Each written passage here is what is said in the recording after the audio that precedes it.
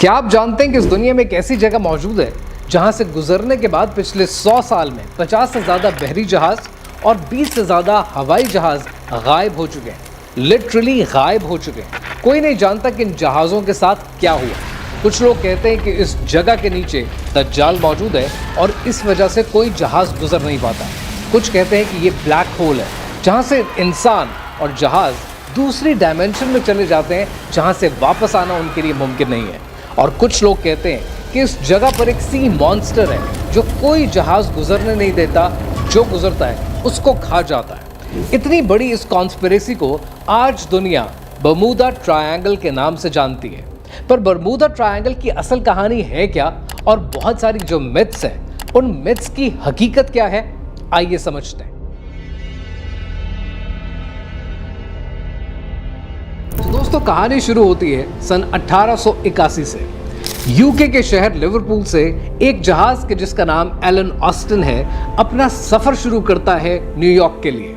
जब यह जहाज अटलांटिक ओशन से गुजरता है तो यह जहाज एक डिटूर लेता है और बर्मुदा ट्रायंगल के एरिया से गुजरने की कोशिश करता है। जैसे यह जहाज अटलांटिक ओशन में बर्मुदा ट्रायंगल के एरिया से गुजरता है तो एलन ऑस्टिन का कैप्टन एक और जहाज को समंदर में देखता है। ये जो दूसरा जहाज समंदर में मौजूद है ये बहुत तेज रफ्तारी के साथ समंदर में चल रहा है, जिस तरीके से कोई बहरी जहाज नहीं चलता। कैप्टन ये फैसला करता है कि इस गैर मामूली जहाज के कप्तान से रब्ता किया जाए और इस सारे मसले के बारे में पूछा जाए कि इसकी स्पीड इतनी ज़्यादा तेज किस तरह है। कैप्टन बड़ी कोशिश करता है लेकिन इस जहाज के कप्तान से रब्ता मुमकिन नहीं हो पाता। एलन ऑस्टिन के कैप्टन ये फैसला करते हैं कि अपने जहाज से कुछ क्रू मेंबर्स को एक कश्ती पर इस बहरी जहाज के पास भेजें और पता करें कि ये मामला है क्या। जब क्रू मेंबर कश्ती में इस बहरी जहाज के पास पहुंचते हैं और जहाज के ऊपर चढ़ते हैं तो वो देखकर हैरान हो जाते हैं कि इस बहरी जहाज में हर चीज़ अपनी जगह सही सलामत मौजूद है। जो क्रॉकरी जहां होनी चाहिए वो उस जगह मौजूद है। कोई साइन ऑफ फोर्स्ड एंट्री नहीं है, लेकिन कोई क्रू मेंबर इस बहरी जहाज पर नहीं पाया जाता। इंसान का नामो निशान नहीं है। ये देखकर क्रू मेंबर्स हैरान हो जाते हैं कि कोई इंसान इस जहाज पर नहीं है, फिर भी बड़ी तेज रफ्तारी के साथ समंदर में ये जहाज चल रहा है। और ये हैरान कुन मामला वो अपनी आंखों से नोट करते हैं। कश्ती में वापस आकर एलन ऑस्टिन के कप्तान को बताते हैं कि ये सारा मामला है क्या। जब कप्तान ये चीज नोट करता है तो दोबारा नजर डालता है उस बहरी जहाज की जानिब, पर वो बहरी जहाज समंदर से गायब होता है। अब इसकी वजह क्या है ये मैं आपको बताऊंगा थोड़ा आगे चलकर। बर्मुदा ट्रायंगल में होने वाला एलन ऑस्टिन का ये वाकया अकेला नहीं है। 1918 में यूएस नेवी का एक जहाज जिसका नाम यूएस साइक्लोप्स था, और वो उस जमाने में यूएस नेवी का एक फ्लैगशिप जहाज था, वो गुजरता है बर्मुदा ट्रायंगल के एरिया से। नोट करने वाली बात यह है कि यूएस साइक्लोप्स नामी इस जहाज के ऊपर 10,000 टन मैंगनीज मौजूद था। और मैंगनीज दोस्तों वो मटेरियल है जो एक्सप्लोसिव्स बनाने के काम आता है। जब ये जहाज बर्मुदा ट्रायंगल के एरिया से गुजरता है और पीछे कंट्रोल टावर के साथ राब्ते में होता है तो अचानक इसका राब्ता मुनक़ता हो जाता है। कुछ पता नहीं चलता कि ये बहरी जहाज कहाँ गया। अगर समंदर में कोई तूफान भी आ जाए तो कप्तान आम तौर पर राब्ता करते हैं कंट्रोल टावर से, लेकिन कोई एसओएस कॉल, कोई डिस्ट्रेस कॉल कंट्रोल टावर को मौसूल नहीं होती।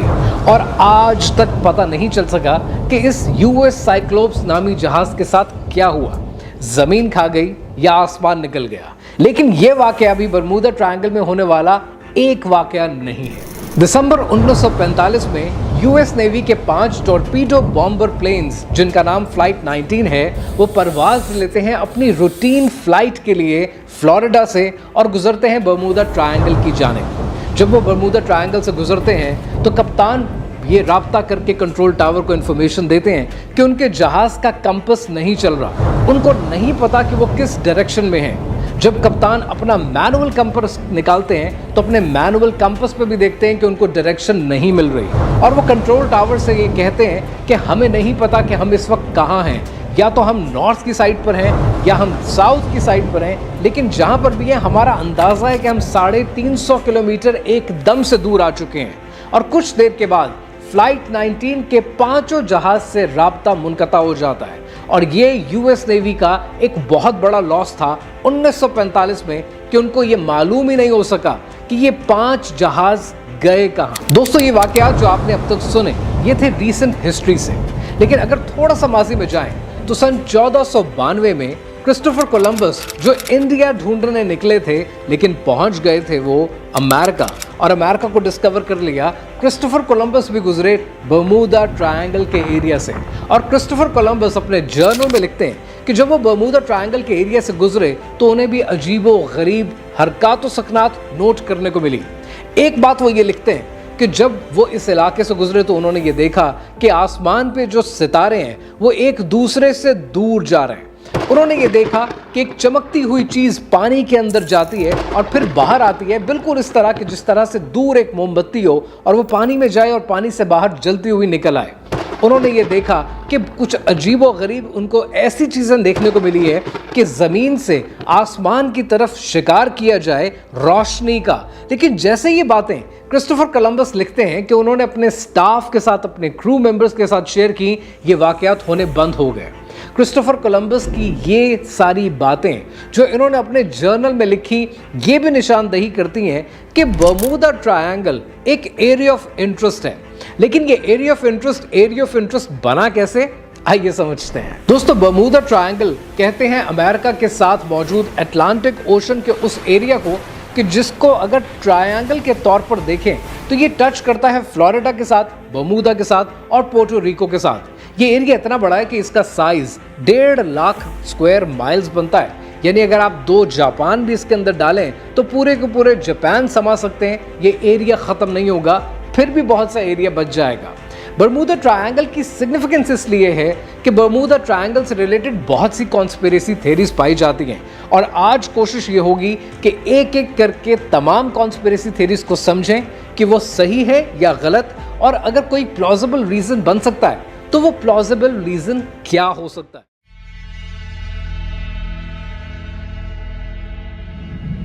पहली बात करते हैं कि एक बहुत बड़ी मिथ पाई जाती है कि इस एरिया से जब जहाज गुजरते हैं तो उनका कंपास नहीं चलता। दूसरा रीज़न लोग ये कहते हैं, दूसरी मिथ ये पाई जाती है कि ये इलाका बहुत डीप है, ये समंदर में बहुत गहरा है, इस वजह से बहुत से जहाज डूब जाते हैं। तीसरी मिथ ये पाई जाती है कि ये इलेक्ट्रोमैग्नेटिक फील्ड का एरिया है, यानी जब जहाज यहाँ से गुजरते हैं तो इलेक्ट्रोमैग्नेटिक फील्ड किसी जहाज के इलेक्ट्रॉनिक पार्ट्स को, मैग्नेटिक पार्ट्स को चलने नहीं देते। चौथा रीज़न ये कहा जाता है कि यहाँ पर ब्लैक होल मौजूद है, यानी जो यहाँ से गुजरता है वो एक और डायमेंशन में चला जाता है और उस डायमेंशन से वापस आने का सवाल ही पैदा नहीं होता। पांचवा प्लॉजिबल रीज़न, पांचवी मिथ, पांचवी कॉन्स्पिरेसी थ्योरी ये कहती है कि ये इलाका मीथेन गैस का एरिया है, यानी इसके नीचे मीथेन गैस के रिजर्व्स पाए जाते हैं जिसकी वजह से जहाज डूब जाते हैं। छठी मिथ ये पाई जाती है कि यहाँ पर कोई सी मॉन्स्टर मौजूद है और वो जहाज़ों को खा लेता है। फिर एक मिथ पाई जाती है कि इस इलाके में दज्जाल मौजूद है और दज्जाल की वजह से यहाँ पर कोई चीज़ चल नहीं पाती, लोग अपनी जानें ज़ाया कर जाते हैं। एक और मिथ ये पाई जाती है कि इस इलाके में एक रोग वेव आती है और वो वेव इतनी ऊंची होती है, तूफान इतना बड़ा होता है कि बहरी जहाज डूब जाते हैं, हवाई जहाज डूब जाते हैं। एक और मिथ ये पाई जाती है कि यहाँ पर यूएफओज हैं और यूएफओज की वजह से, एलियंस की वजह से कोई काम नहीं हो पाता, जहाज डूब जाते हैं। और एक जो आखिरी मिथ पाई जाती है जिसके बारे में कहा जाता है कि यहाँ पर कोई गवर्नमेंट फैसिलिटी मौजूद है, सीक्रेट फैसिलिटी है, और यहाँ पर कुछ ऐसे राज मौजूद हैं हुकूमतों के कि जिसकी वजह से वो ऐसे तजर्बे कर रहे हैं कि यहाँ के ऊपर गुजरने वाले बहरी जहाज और हवाई जहाज डूब जाते हैं। अब ये एक एक मिथ क्या है ये समझने से पहले ये समझना ज़रूरी है कि बर्मुदा ट्रायंगल को बर्मुदा ट्रायंगल का नाम क्यों मिला और उसकी शोहरत किस ज़माने में ज़्यादा मशहूर हुई। दोस्तों 1964 में विंसेंट हेज गैडिस नाम के एक आदमी ने पल्प मैगजीन में एक आर्टिकल लिखा। उस आर्टिकल का टाइटल था द डेडली बर्मुदा ट्रायंगल, जिसके बाद से इस इलाके का नाम बर्मुदा ट्रायंगल के नाम से मशहूर हो गया और इसको पहचाना जाने लगा। 1964 में छपने वाला ये आर्टिकल इसलिए मशहूर हो गया क्योंकि पल्प मैगजीन बात करता था बहुत सारी ऐसी साई-फाई चीज़ों के बारे में, बहुत सारी ऐसी कंट्रोवर्सीज़ के बारे में, और ये कंट्रोवर्सी अपने आप में हिट हो गई। बर्मुदा ट्रायंगल को जब आप इंटरनेट पे सर्च करेंगे तो आपको बेतहाशा मूवीज़ मिलेंगी, बेतहाशा बुक्स मिलेंगी, बेतहाशा कॉन्स्पिरेसी थ्योरीज मिलेंगी, लेकिन जो बड़ी बड़ी 10 कॉन्स्पिरेसी थ्योरीज हैं उनका अभी मैंने आपके साथ जिक्र किया। 1964 1964 में छपने वाला विंसेंट एच गैडिस का यह आर्टिकल वाहिद आर्टिकल नहीं था। 1950 में मियामी हेराल्ड में भी बर्मुदा ट्रायंगल को लेकर बहुत डिस्कशन हुई। 1952 में फेट मैगजीन ने सी मिस्ट्री एट आवर बैकडोर के नाम से बर्मुदा ट्रायंगल का जिक्र किया। जब दिसंबर 1945 में फ्लाइट 19 के 5 जहाज गुम हो गए, तब भी बर्मुदा ट्रायंगल का बहुत शोर हुआ और 1974 में द बर्मुदा ट्रायंगल के नाम से एक किताब छपी और वो किताब उस जमाने की बेस्ट सेलर बुक बनी। जब कोई किताब बेस्ट सेलर बन जाती है तब तारीख में उसका जिक्र ज़्यादा होना शुरू हो जाता है, लोग उसके बारे में बात ज़्यादा करते हैं और लोगों को चैवा गोइयों को शौक है, इसलिए बहुत सी कॉन्स्पिरेसी थ्योरीज लोगों ने अपने आप भी जोड़ना शुरू कर दी। अब जो 10 इंपॉर्टेंट कॉन्स्पिरेसी थ्योरीज हैं, आइए एक एक करके समझते हैं कि वो सही है या गलत।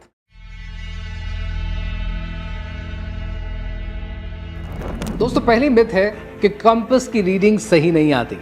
ये हमेशा याद रखिएगा कि दुनिया में जब भी आप कंपास को देखते हैं तो कंपास में जो दुनिया का मैग्नेटिक नॉर्थ पोल है और ज्योग्राफिक नॉर्थ पोल है, उन दोनों में फ़र्क मौजूद होता है। इसलिए कंपास अक्सर अपनी रीडिंग थोड़ी सी फ़र्क के साथ आपको देते हैं। साइंटिस्ट ने इस मिथ को बस्ट कर दिया है और कह दिया है कि इसकी लॉजिक इसलिए नहीं बनती कि माजी के जहाज़ों में माना जा सकता था कि ज्योग्राफिक नॉर्थ पोल में और मैग्नेटिक नॉर्थ पोल का फ़र्क हो सकता था, लेकिन अब जितनी मॉडर्न टेक्नोलॉजी के साथ बहरी जहाज़ और हवाई जहाज़ दुनिया में मौजूद हैं और अपना सफ़र करते हैं, उनको ये प्रॉब्लम उतनी नहीं आती जितनी ये प्रॉब्लम माजी में आया करती थी। तो ये रीज़न नहीं हो सकता कि यहाँ पर गुजरने वाले जहाज़ इस वजह से डूब जाते हैं या गायब हो जाते हैं। दूसरा रीज़न लोग ये कहते हैं कि बर्मुदा ट्रायंगल के नीचे डेप्थ इतनी ज़्यादा है कि लोग इसके अंदर जाकर खो जाते हैं और पानी जितना गहरा होगा वो आपको चलने नहीं देगा और बहरी जहाज़ यहाँ चल नहीं पाते। ये मिथ भी अपनी तौर पर गलत है। बर्मुदा ट्रायंगल के अंदर बहुत से एरियाज़ हैं, जैसे मैंने जिक्र किया कि 1.5 लाख स्क्वायर माइल्स का एरिया बनता है, तो कुछ एरियाज़ बहुत गहरे हैं, कुछ एरियाज़ में शैलो वाटर भी मौजूद है, यानी बहुत ज़्यादा गहराई नहीं है। जो मैक्सिमम गहराई आज तक बर्मुदा ट्रायंगल के किसी भी एरिया में नोट की गई है वो 25,000 फुट है। अब 25,000 फुट को अगर आप दुनिया की सबसे ज़्यादा गहरी जगह के साथ नोट करना चाहें तो दुनिया में समंदर में जो सबसे गहरी जगह है वो 33,000 फुट है और वहाँ पर भी जहाज़ नहीं डूबते। सो ये मिथ भी साइंटिस्ट ने बस्ट कर दी है। तीसरी लॉजिक लोग देते हैं कि यहाँ पर इलेक्ट्रोमैग्नेटिक फील्ड मौजूद है। अगर इलेक्ट्रोमैग्नेटिक फील्ड मौजूद होते तो माजी में बनने वाले जहाज़ लकड़ी से हुआ करते थे, लेकिन अब टेक्नोलॉजी बदल चुकी है, तो अब जो जहाज़ गुजरते हैं अब वो क्यों नहीं डूबते? अगर इलेक्ट्रोमैग्नेटिक फील्ड का प्रॉब्लम होता तो ये आज ज़्यादा होता, माजी में शायद ये इतना ना होता, लेकिन it's the other way around.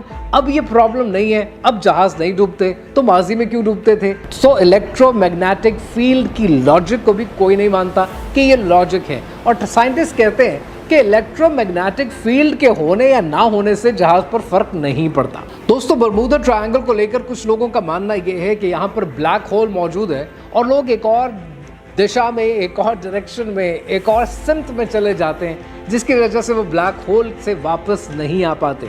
इस लॉजिक को इसलिए लॉजिक नहीं माना जा सकता क्योंकि आइंस्टाइन का कहना है कि अगर ब्लैक होल की मौजूदगी हो तो उसके लिए आपको E=mc², आपको मास भी चाहिए और बहुत ज़्यादा तादाद में एनर्जी चाहिए और वो दोनों यहाँ पर मौजूद नहीं है।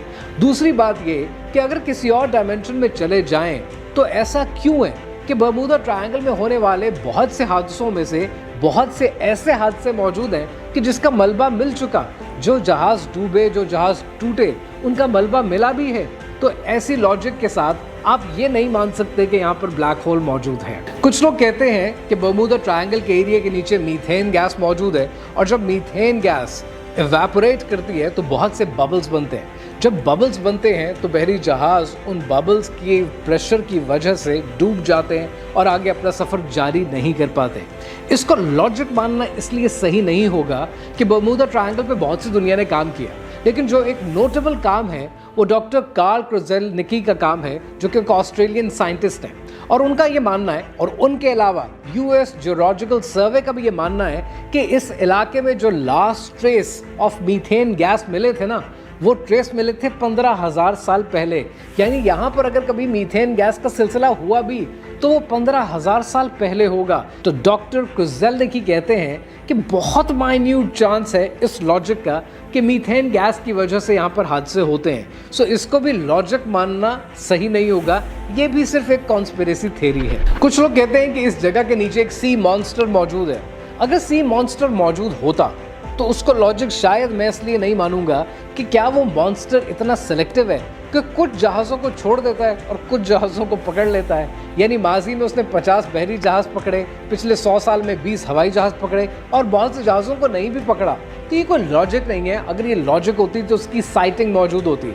जब हम ईद का चांद देखते हैं तो उसके भी शवाहिद इकट्ठे करते हैं। आज तक सी मॉन्स्टर के कोई शवाहिद नहीं मिले, लिहाजा ये भी एक कॉन्स्पिरेसी थ्योरी है जिसका हकीकत से दूर दूर तक कोई ताल्लुक नहीं है। कुछ लोगों का मानना यह है कि इस इलाके में दज्जाल मौजूद है और दज्जाल की मौजूदगी की वजह से यहाँ पर जहाज डूबते हैं। दोस्तों, जहाँ तक दज्जाल का ताल्लुक है तो सही मुस्लिम की हदीस है जिसकी रावी फातिमा बिन्त कैस हैं और फातिमा बिन्त कैस रज़ी अल्लाह ताला अन्हा फरमाती हैं कि, और उनकी रिवायत है कि तमीम अद्दारी रज़ी अल्लाह ताला अन्हो जब उन्होंने इस्लाम कबूल किया और रसूल पाक सल्लल्लाहु अलैहि वसल्लम के पास आए और आप सल्लल्लाहु अलैहि वसल्लम से ज़िक्र किया अपने एक क़स्से का, अपनी एक वाक़े का कि कैसे वो समंदरों पर खो गए, 30 दिन खो गए और 30 दिन समंदरों में भटकते हुए एक जजीरे पर पहुँचे और वहाँ उनकी मुलाकात दज्जाल से हुई। अब यहाँ पर सवाल ये है कि नंबर 1, मैं कोई रिलीजियस स्कॉलर नहीं हूँ तो सही से आपको ये नहीं कह सकता कि दज्जाल कहाँ है और कहाँ नहीं। ये बात अपनी जगह हकीकत है कि अल्लाह ताला और उसका रसूल सल्लल्लाहु अलैहि वसल्लम हमेशा सच कहते हैं और सच की तरफ उन्होंने हमेशा निशानदेही की है। तो अगर दज्जाल का जिक्र किया है तो दज्जाल का फितना हकीकत है और एक दिन दुनिया के सामने रोनुमा होगा। लेकिन आप और मैं सही से नहीं कह सकते कि वो इस वक्त कहाँ मौजूद है। जहाँ तक ताल्लुक़ है इस रिवायत का, तो ये रिवायत एक जजीरे से ताल्लुक़ रखती है, जबकि हम बरमूदा ट्रायंगल में जो बात कर रहे हैं हम बात पानी की कर रहे हैं कि पानी के ऊपर से जब कोई चीज़ गुजरती है तो वो डूब जाती है। और लॉजिक शायद दज्जाल के यहाँ पर ना होने की शायद एक लॉजिक ये बनती है कि अब अगर आप इस दुनिया को देखें तो अब बरमूदा ट्रायंगल की सिग्निफिकेंस क्या है। बरमूदा ट्रायंगल पे 1945, 1918 ये वो दौर था कि जब बरमूदा ट्रायंगल से लोग डरते डरते सफ़र किया करते थे। लेकिन आज की दुनिया को अगर आप देखें तो बरमूदा ट्रायंगल के ऊपर जहाज़ भी चल रहे हैं, बरमूदा ट्रायंगल के ऊपर बहरी जहाज़ भी चल रहे हैं, हवाई जहाज़ गुजर रहे हैं। तो इस वक्त ये एक मेन कमर्शियल रूट है और इस कमर्शियल रूट के ऊपर बहुत सी परवाज़ें चलती हैं। अगर दज्जाल होता और वो दज्जाल पसंद नहीं करता और कुछ जहाज़ों को गिरा देता है तो फिर बाकी जहाज़ों को भी गिराता, तो इस वक्त ये कमर्शियल रूट ना बन चुका होता। सो इसलिए इस बात को मानने के लिए बहुत सी लॉजिक्स और चाहिए होंगी कि यहाँ पर दज्जाल मौजूद है कि नहीं, बट ये बात सही से कही नहीं जा सकती कि दज्जाल मौजूद है या नहीं। फिर कुछ लोग कहते हैं कि यहाँ पे एक रोग वेव आती है और वेव इतनी ऊंची होती है कि बहरी जहाज भी डूब जाते हैं, हवाई जहाज भी डूब जाते हैं। किसी हद तक इसमें सच्चाई इसलिए हो सकती है कि इस इलाके में टर्बुलेंसेस बहुत आती हैं, ट्रॉपिकल वेदर है तो तूफ़ान बहुत आते हैं और तूफ़ानों की वजह से जहाज़ डूब भी जाते हैं, बहरी जहाज़ भी डूब जाते हैं, हवाई जहाज़ भी डूब जाते हैं। लेकिन ये भी ज़रूर जहन में रखिएगा कि पिछले दौर में माजी में बहुत ज़्यादा टेक्नोलॉजिकल एडवांसमेंट थी नहीं, जिसकी वजह से बहुत से जहाज़ डूब भी जाते थे। और अब दुनिया में टेक्नोलॉजिकल एडवांसमेंट है तो अब जहाज़ इतने नहीं डूबते। लेकिन इस बात को आप इस नज़रिए से भी देख सकते हैं कि ख़राब मौसम कुड बी अ रीज़न, लेकिन ये कोई कॉन्स्पिरेसी थ्योरी नहीं है कि यहाँ पर जिन्नात मौजूद हैं या यहाँ पर ब्लैक होल मौजूद है। तो ये अगर निशानदेही करती है तो वो मौसम की निशानदेही करती है। तो दोस्तों, मौसम ख़राब होने की वजह से जहाज़ का डूब जाना सिर्फ बरमूदा ट्रायंगल के साथ तो एसोसिएटेड नहीं है, ये दुनिया में बहुत सी जगहों के साथ एसोसिएटेड है। सो ये एक वाकई एक वाहिद रीज़न नहीं हो सकता। यहाँ पर एक और रीज़न लोग देते हैं जो कि 9वीं बड़ी कॉन्स्पिरेसी थ्योरी है, और वो ये है कि यहाँ पर यूएफओस मौजूद हैं, अनआइडेंटिफाइड फ्लाइंग ऑब्जेक्ट्स मौजूद हैं, यानी एलियंस मौजूद हैं जो अपनी उड़न तश्तरी में आते हैं और चले जाते हैं, जिसकी वजह से जहाज़ डूब जाते हैं। अब इस बात को तो US navy and coast guards लिखते हैं कि कोई सुपर नेचुरल अकरिंग अभी तक साबित नहीं हो सकी इस इलाके के लिए, लिहाजा इस बात को मानने में भी कोई सदाकत मौजूद नहीं है। लोग 10वीं लॉजिक दोस्तों ये देते हैं कि यहाँ पर कोई गवर्नमेंट फैसिलिटी मौजूद है। अब इस बात को थोड़ा सा एडिट करके देखते हैं, और वो एडिट इस तरीके से करते हैं कि गवर्नमेंट फैसिलिटी के साथ साथ हमें कहते हैं कि गवर्नमेंट सीक्रेट फैसिलिटी और may be government secret interest. अब इस लॉजिक को ज़रा गौर से देखते हैं। हमने ये देख लिया कि ब्लैक होल मौजूद नहीं है, हमने ये देख लिया कि दज्जाल शायद मौजूद है, शायद मौजूद नहीं है, लेकिन जितनी साइंटिफिक एडवांसमेंट अब तक हो चुकी है वो बार बार ये निशानदही करती हैं कि ख़राब मौसम की वजह से बहुत से जहाज़ डूब जाते हैं। दूसरी इंपॉर्टेंट चीज़ जो आप लोगों के लिए बहुत ज़रूरी है वो ये कि आज दुनिया जहान के साइंटिस्ट इस बात के ऊपर यकीन रखते हैं कि जितने बहरी जहाज़, जितने हवाई जहाज़ आज बरमूदा में अब तक डूबे हैं, इतने तो दुनिया के किसी भी इलाके में डूबते हैं। चाहे आप मलेशियन एयरलाइंस का जहाज़ MH370 को ले लीजिए या किसी भी और जहाज़ को ले लीजिए, दुनिया में इतने हादसा कॉमन है और हर तरफ होते हैं। अब यहाँ पर आप ये कहेंगे कि गवर्नमेंट फैसिलिटी पर बात करें, बिल्कुल बात करते हैं, लेकिन उससे पहले ज़रा वापस चलते हैं कि हमने बात की 1881 के एलन ऑस्टिन जहाज़ की। दोस्तों, एलन ऑस्टिन के जहाज़ के कप्तान को समंदर में कोई और जहाज़ मिला या नहीं मिला, इसके बारे में लोग बात तो बहुत करते हैं, लेकिन हिस्ट्री की किताबें उठाकर देख लीजिए या इवन लॉयड्स ऑफ लंदन जो इंश्योरेंस कंपनी थी उनके रिकॉर्ड्स उठाकर देख लीजिए, वो बार बार साबित करते हैं कि ऐसा कोई प्रूफ मौजूद नहीं है कि समंदर में कप्तान को ऐसा कोई जहाज़ नज़र आया हो, वरना उसने अपने मेमोइर्स में इसका जिक्र किया होता। तो 1881 इतनी पुरानी कहानी है, इतना पुराना अर्बन लेजेंड है कि उस वाक़े को सही मानना, गलत मानने के लिए कोई शवाहिद मौजूद नहीं है।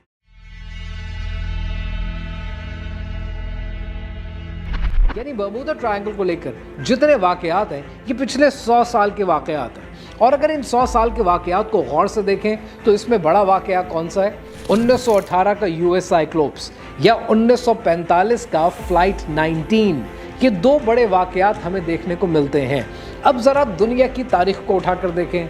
1918 का जो वाक़या हुआ ये कब हुआ? 1918 में। 1918 कौन सा साल था? वो साल था कि 1914 की शुरू हुई जंग अज़ीम नंबर 1 ख़त्म हुई 1918 में, और फिर ये वाक़या हो जाता है।